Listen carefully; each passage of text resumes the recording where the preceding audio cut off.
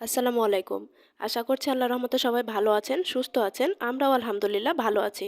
বরাবরের মতোই নতুন আরেকটি ভিডিও নিয়ে আপনাদের সামনে হাজির হয়ে গিয়েছি। আর আজকে নতুন ভিডিওটি দেখার জন্য সবাইকে ওয়েলকাম জানাচ্ছি। আশা করছি ভিডিওটি আপনাদের ভালো লাগবে। আজকে সকালবেলা থেকে আমি ভিডিওটি স্টার্ট করে দিয়েছি। আর এই যে আজকে সকালের নাস্তায় আমি রুটি বানিয়েছিলাম। তো আর রান্না করেছিলাম হলো সেমাই। আর কালকের গরুর মাংস ছিল, ছোটো আলু দিয়ে গরুর মাংস রান্না করেছিলাম। তো এই তো রুটি আর সেমাই আর গরুর মাংস দিয়ে আজকে সকালের নাস্তাটা সেরে নিব। আসলে এখন আর তেমন আগের মতো রেগুলার ভিডিও দেওয়া হচ্ছে না। কেন জানি আমি মানে রেগুলার হতে পারছি না। বাচ্চা নিয়ে তার সাথে, সাথে মানে চারপাশের অবস্থা। যাই হোক, এই যে সকালে নাস্তাটা সেরে নিচ্ছি। আর আ এই যে আমি এই ইউরিন ম্যাট বা রেক্সিন যেটাই বলেন না কেন, এটা আমি কালকে বাজার থেকে কিনে নিয়ে এসেছিলাম কালকে সন্ধ্যাবেলা। তো এতদিনে বাচ্চা মানুষের ঘরে যখন বাচ্চা আসলে মানে ছোট থাকে, তখনই আসলে এই জিনিসগুলো কিনে। কিন্তু আমার বাচ্চা ছোট থাকা অবস্থায় আমার এগুলো কোনো কিছুই দরকার হয়নি। আমি ওকে ধরে, ধরে পটি করিয়েছি কিছুক্ষণ পর, পর। আর এখন আমার বাচ্চা একটু বড় হয়ে গেছে আর ওর মানে মনের মধ্যে একটু দুষ্টুমিটা ঢুকে গিয়েছে। ওকে যদি আমি বলি পটি করার কথা তখন করবে না। কিন্তু একটু পরে যখন বিছানায় উঠাবো খেলা করার জন্য, তখন ঠিকই বিছানার উপর পটি করে দিবে। আর সামনে যেহেতু বর্ষাকাল আসছে, তো ভাবলাম যে এই ইউরিন ম্যাটটা এই সময় না কিনলে সামনে খুব বিপদ হয়ে যাবে আমার।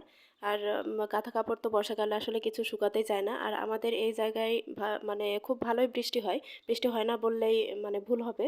তবে খুব ভালো বৃষ্টি হয়। বৃষ্টি হতে লাগলে দেখা যায় যে ২-৩ দিন বৃষ্টি হতেই থাকে। যাই হোক, এই যে ইউরিন ম্যাটটা আমি বিছানায় বিছিয়ে নিলাম। আর এরপর মানহার বাবা মানহার জন্য পাবদা মাছ আর কিছু পুঁটি মাছ নিয়ে এসেছিল। তো আমি প্রথমে পাবদা মাছটা কেটে এখন ধুয়ে নিচ্ছি। ধুয়ে আমি ফ্রিজে রেখে দেবো। এরপর আমি পুঁটি মাছটা বেছে নেব। এখন মানহার বাবা মানহাকে নিয়ে বাইরে গিয়েছে। তো এই সময়টুকুর মধ্যে আমি মাছটা বেছে নেব।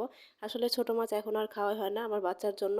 কারণ বাচ্চা নিয়ে মাছ কাটা বাছা করা অনেক বেশি ঝামেলা লাগে। আর এই যে আজকে দেখলাম যে ফ্রিজে আদা রসুন পেস্ট যেটা করা ছিল সেটাও শেষ হয়ে গিয়েছে। তো আদা রসুনটাও আজকে কেটে রেখেছি।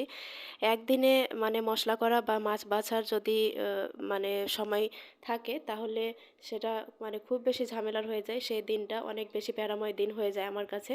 তো যাই হোক, এই যে এখন আমি মশলাটাও করে নেব। আজকের ভিডিওটি যদি আপনাদের ভালো লেগে থাকে তাহলে প্লিজ একটা লাইক দিবেন। আর শেয়ার করে দিবেন। আর চাইলে আমার পেজটা ফলো দিয়ে আমার সাথেই থাকতে পারেন। তো এই যে এর মধ্যে আমার মশলা বাটা আর সাথে হলো মাছ কাটা বাছা করা হয়ে গিয়েছে। আর এর মধ্যে ওরা বাবা মেয়ে বাইরে থেকে চলে এসেছে। তো ওর বাবা বাইরে থেকে আসার পর দেখলাম যে জ্বর এসেছে ওর বাবার শরীরে। তো ওর বাবা বলছিল যে আমার মাথাটা ধুয়ে দাও। তো আমি আর কি মাথা ধোয়াবো, তার মেয়ে এখন সব কাজ করে নিচ্ছে, বাবা সব দায়িত্ব নিয়ে নিচ্ছে। আর এই যে দেখেন মানে বালতির পায়ে ওর পা ডুবাচ্ছে, তারপর ওই পানি দিয়ে বাবার মাথা ধোয়াচ্ছে।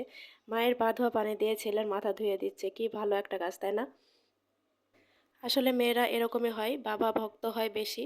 আর বাবাদের মানে বেশি মনে হয় আদর করে। আমরাও ঠিক সেরকম, আমরা ২ বোনে আমার বাবাকে খুব বেশি ভালোবাসি। মাকে ভালোবাসি না তেমনটা না, তবে বাবার প্রতি ভালোবাসাটা মনে হয় একটু বেশি। এর ভিডিওটি আর বেশি বড় করছি না। সবাই ভালো থাকবেন, সুস্থ থাকবেন। আল্লাহ হাফেজ। আসসালামু আলাইকুম।